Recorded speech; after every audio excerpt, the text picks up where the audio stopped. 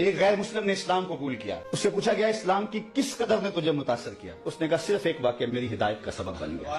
اس نے کہا کہ کیا واقعہ؟ کہا ایک دن مجلس حضور کی لگی تھی، لوگوں کا ہجوم تھا. ایک شخص اٹھ کے کھڑا ہوا، حضور میرا بیٹا کئی دنوں سے گم ہے، مل نہیں رہا، آپ دعا کر دیں مل جائے. تو آقا کریم علیہ السلام قبل اس سے کہ ہاتھ اٹھاتے ایک شخص جو باہر دروازے پہ کھڑا تھا اس نے کہا حضور ابھی میں آیا ہوں فلاں باغ سے گزر کے، میں نے بچوں کے ساتھ اس کے بیٹے کو کھیلتا دیکھا فلاں باغ میں. باپ نے سنا کہ میرا بیٹا فلاں باغ میں ہے تو ظاہر اس نے فوراً دوڑ لگا دی. تو آقا کریم علیہ السلام نے فرمایا اسے بلایا گیا. کہا بہت جلدی ہے. جی حضور آپ جانتے ہیں کئی دنوں سے بچھڑا ہوں، اس کی ماں الگ تڑپ رہی ہے، میں الگ بے چین ہوں، کئی دن سے کھایا کچھ نہیں، جب خبر ملی ہے تو بہت جلد بچے سے ملنا چاہتا ہوں. فرمایا ضرور جاؤ، میں روکتا نہیں، روکنے کے لیے بلایا بھی نہیں، لیکن تمہیں بلانے کا بھی ایک مقصد تھا. جی حضور ارشاد فرمائیے. فرمایا جب باغ کنارے جاؤ بچوں کے ساتھ اس بچے کو کھیلتا دیکھو، تمہارے بیٹے کو جب تم کھیلتا پالو تو اسے بیٹا بیٹا کہہ کے آوازیں نہ دینے لگ جانا، جو نام رکھا ہے اس نام سے پکارنا. عرض کی حضور میرا بیٹا ہے، اگر بیٹا کہہ کے پکاروں تو حرج بھی کیا ہے؟ فرمایا تم کئی دنوں سے بچھڑے ہو، تمہارے لہجے میں بلا کا رس ہوگا اور تم نہیں جانتے، ہو سکتا ہے کھیلنے والوں میں کوئی یتیم بھی کھیل رہا ہو، اور جب تم اپنے بیٹے کو بیٹا کہہ کے پکارو گے اس کا کلیجہ تڑپ جائے گا،